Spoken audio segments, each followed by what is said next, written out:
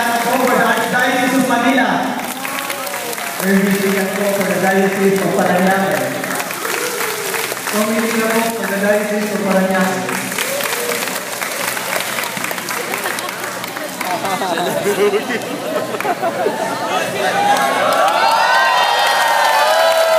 Chief Mamas for 2013 Gilbert Romlo from the Diocese of Paranaque.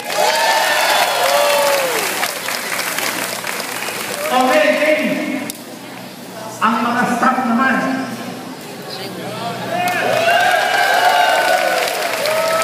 Candidate number 1. Kami po ang tumutuon sa alipan sa paghuhubog ng mga sinarita, ang mga staff. Ako si Johnny. Ayun si Ate Dom. Ito, ay magandang namin po sa inyo lahat. Maraming salamat po sa inyo lahat.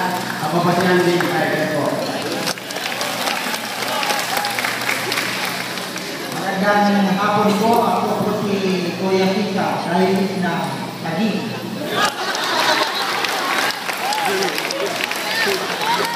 Magandang hapon po. Ako si Siris, Diocese ng Holy Apostol.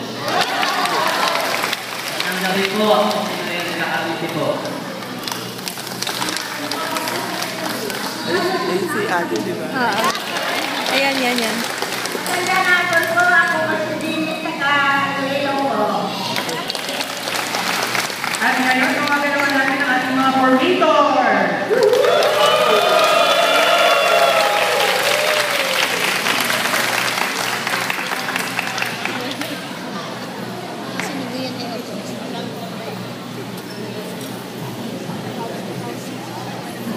Lulubusin ko na po.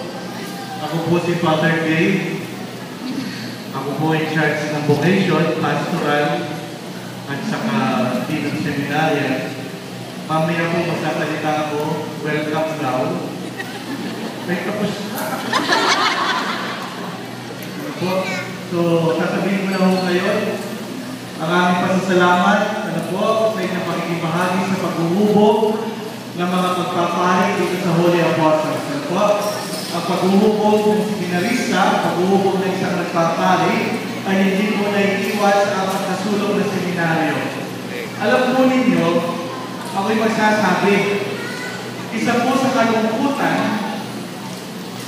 na aking nararamdaman bilang in charge ng vocation, ay kapag ako po'y lumapit sa magulang, sinasabi ko po, nanay, ang anak ninyo pwede magpalit. Ang malungkot na sagot palagi ay, wag, Father, sayang. Yan ang malungkot na sagot. Sinasabi ko lang po, pero mayroon po mas masakit na sagot doon. Mas masakit na sagot. Pag tinanong niyo po, bakit po sayang, nanay?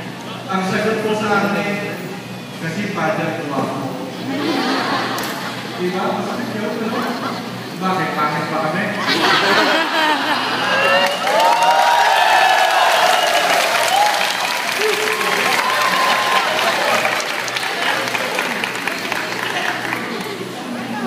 Salamat po sa mga nagdala ng ulam. Salamat po sa mga tumulong. Pero hindi kami nagpapasalamat ng mga pagdarasal po ninyo. Huwag po yung magsasawa ang ipagdasal, ang mga seminarista. Kahit isang Hail Mary araw-araw, ang mga seminarista, isang Hail Mary araw-araw para sa mga seminarista. Ano po? Ha?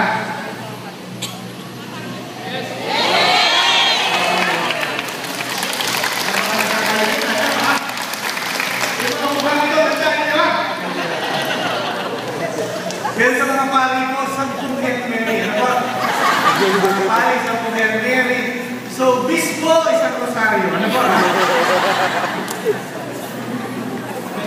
Diba? Salamat po sa pagdalo ninyo. Ano po? Pasensya na sa ulan, hindi ko namin malaman kung sino may kagagawan. Ano po? Kung yun po bang paring nag-misa o yung nagsalmo, hindi po namin alam.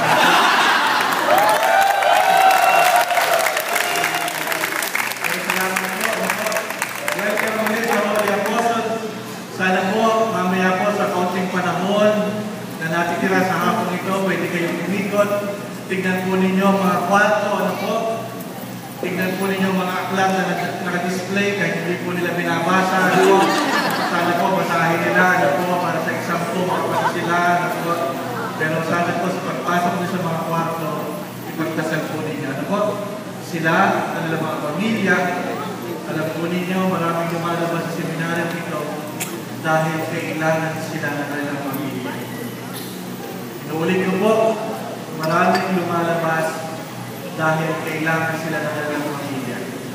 Kaya sana po ipagdasal po ninyo ang mga nananatili sa gitna ng pagsasakripisyo ng mga pamilya. Sana yung mayroong magpatuloy na ibigay ang sarili ng buong buo sa Diyos. Ano po? Sa inyo pong lahat, maraming salamat. Magandang hapon po.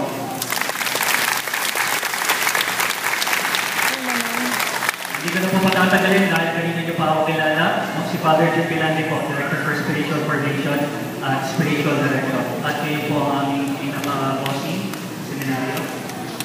Ako po si Father Robbie Gaa. Ako po ang Rector. At ako rin po magpapahayag na open house na po. Simula rin. Parang wala lang sa inyo. So, simula mo ngayon hanggang anong oras ba? Alas 6. Hanggang alas 6 po. Hanggang 6:30. Ito po ay gusali po. Seminary ito ay idinideklara po namin open house. So, welcome po sa inyo.